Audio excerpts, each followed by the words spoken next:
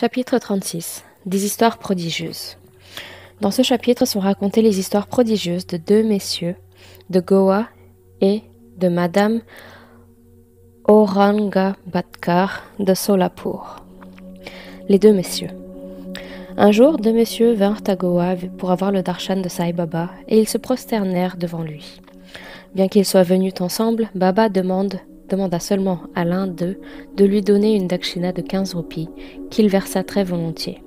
L'autre homme offrit volontairement 35 roupies, mais Baba refusa la somme, à l'étonnement de tous. Shama, qui était présent, demanda à Baba « Que se passe-t-il ? Ils sont venus ensemble. Vous acceptez la dakshina de l'un et vous refusez celle de l'autre, bien qu'ils la donnent volontairement. Pourquoi cette distinction ?» Baba répondit « Shama, tu ne sais rien, je ne reçois rien de personne. La Mashdi Mai, la déité tutélaire de la mosquée, réclame son dû, le donateur s'en acquitte et il devint libre. Ai-je une maison, ou une propriété, ou une famille dont je dois m'occuper ? Je n'ai aucune exigence. Je suis toujours libre. Les dettes, les inimitiés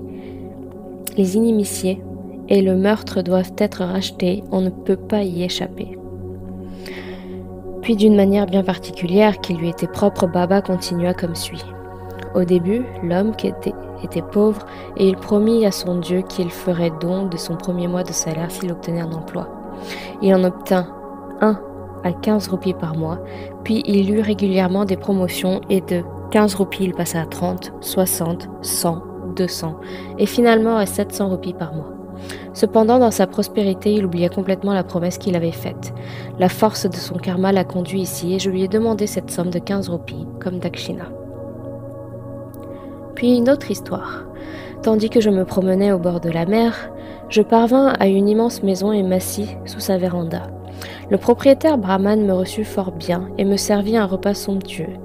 Il me montra un endroit propre et bien rangé à côté d'une armoire pour passer la nuit. Je m'y installai.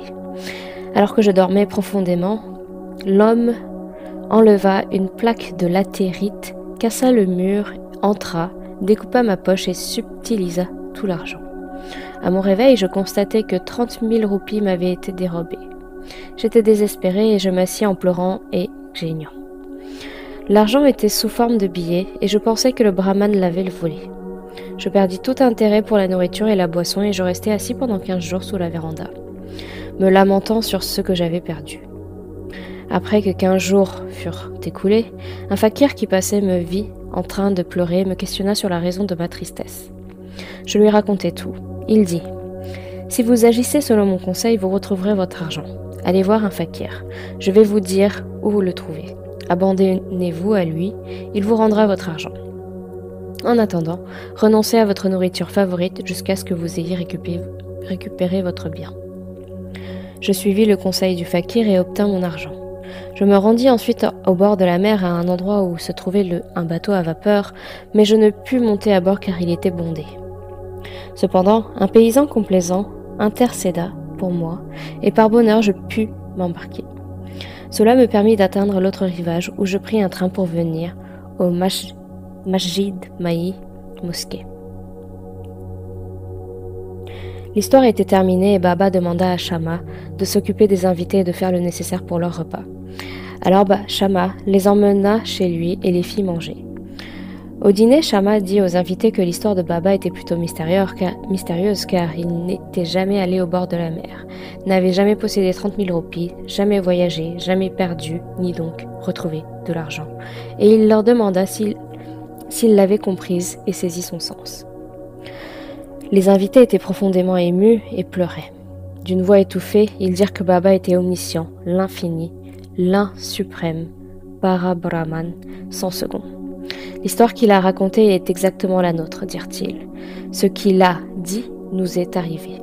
Le fait qu'il sache, cela est la merveille des merveilles. Nous donnerons tous les détails quand nous aurons fini de manger.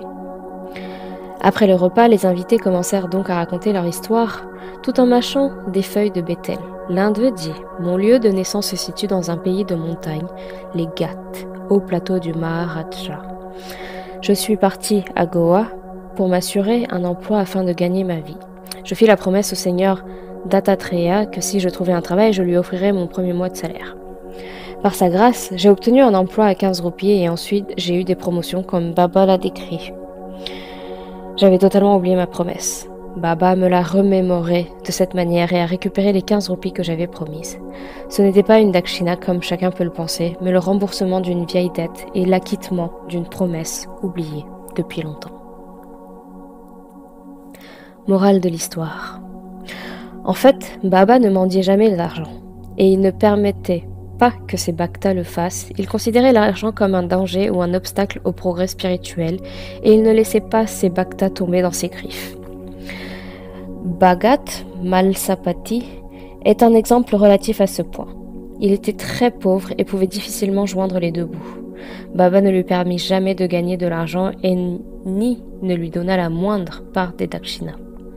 Un jour, un marchand bienveillant et généreux, appelé Hansraj, offrit une grosse somme d'argent à Malsapati en présence de Baba, mais Baba ne l'autorisa pas à l'accepter. Ensuite, le second invité se mit à raconter sa propre histoire. Mon cuisinier brahman me servait fidèlement depuis 35 ans. Malheureusement, il s'est laissé entraîner sur une mauvaise pente, son esprit a changé et il m'a volé mon trésor. En enlevant une plaque de latérite du mur contre lequel mon armoire était fixée, il est entré pendant que nous étions tous profondément endormis et a emporté toute la fortune que j'avais économisée, soit 30 000 roupies en billets. J'ignore comment Baba a pu mentionner la somme exacte. Je suis restée là, pleurant jour et nuit. Mes recherches n'ont abouti à rien et j'ai passé 15 jours dans la plus grande inquiétude. Alors que j'étais assis sous la véranda, triste et découragé, un fakir qui passait a remarqué mon état et m'a demandé quelle en était la cause. Je lui ai raconté toute l'affaire. Il m'a dit qu'un saint du nom de Sai vivait à Shireli dans la circonscription de Kopergaon. M'a conseillé de lui faire la promesse de renoncer au mets que j'aimais le plus et de lui dire mentalement « Je renonce à manger cette nourriture tant que je n'aurai pas reçu votre darshan ». J'ai donc cessé de manger du riz et prêté serment ainsi. Baba, je le mangerai après avoir récupéré mon bien et après avoir eu votre darshan. Après cela, 15 jours se sont écoulés. De sa propre initiative, le cuisinier brahman est venu me voir, m'a rendu l'argent et s'est excusé en disant « Je suis devenu fou et j'ai agi ainsi. Je viens maintenant me prosterner à vos pieds, s'il vous plaît, veuillez me pardonner. » Ainsi tout s'est bien terminé. On n'a jamais revu le fakir qui était venu à ma rencontre et m'a aidé. Un intense désir de voir Sai Baba dont le fakir m'avait parlé s'est emparé de mon esprit. Je pensais que le fakir qui avait fait tout ce bout de chemin jusque chez moi était en fait Sai Baba lui-même. Était-il possible que lui, qui m'a vu et qui m'a aidé à récupérer mon argent perdu, puisse convoiter 35 roupies? Bien au contraire, sans attendre rien de nous, il nous mène toujours sur le chemin du progrès spirituel. J'étais fou de joie en retrouvant mon bien volé et, dans mon inconscience, j'ai oublié ma promesse. Une nuit, alors que je me trouvais à Koloba, j'ai vu Sai Baba en rêve. Ce fait m'a rappelé ma promesse d'aller à Shireli. Je me suis rendue à Goa pour prendre un bateau à vapeur jusqu'à Mumbai afin d'aller à Shireli. Mais quand je suis arrivée au port, le steamer était bondé et il n'y avait plus de place. Le capitaine ne m'a pas permis de monter. Pourtant, grâce à l'intervention d'un serviteur que je ne connaissais pas, j'ai finalement pu m'embarquer sur le steamer et arriver à Mumbai, où j'ai pris le train jusqu'ici. Je pense assurément que Baba est omniscient et omniprésent. Que sommes-nous et où est notre demeure? Comme nous avons de la chance que Baba nous ait rendu notre argent et nous ait attirés ici jusqu'à lui. Vous, habitants de Shireli, devez être infiniment supérieurs et plus chanceux que nous, car Baba joue, rit, parle et vit avec vous depuis de nombreuses années. Je pense que votre provision de mérite doit être inépuisable. Sai est notre Seigneur Dattatreya. Il m'a procuré une place sur le steamer et m'a amené ici, me donnant ainsi la preuve de son omniscience et son omnipotence. Madame Aurangabadkar.